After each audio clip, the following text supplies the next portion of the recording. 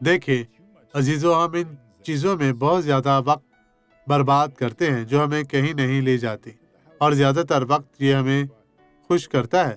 میرے بنائے ہوئے گھر کو دیکھو، میں نے جو کار خریدی ہے اسے دیکھو، اس سفر کو دیکھو جہاں میں جا رہا ہوں۔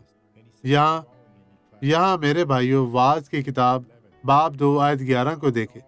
پھر میں نے ان سب کاموں پر جو میرے ہاتھوں نے کیے تھے اور اس مشقت پر جو میں نے کام کرنے میں کھینچی تھی نظر کی، اور دیکھا کہ سب بطلان اور ہوا کی چران ہے اور دنیا میں کچھ فائدہ نہیں۔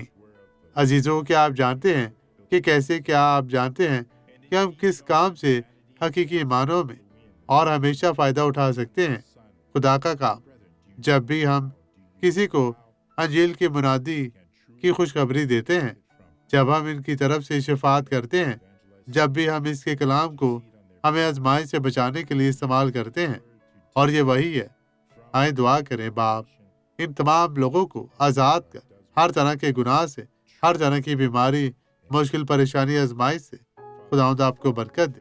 باپ، جتنا کچھ ہم کہہ رہے ہیں خداوند، تو ہماری دعاؤں، مناجات و التجاؤں کو سن اور قبول کر، اور ہماری ہر طرح کی بدی، ہر طرح کی مشکل پریشانی سے ہمیں محفوظ رکھنا۔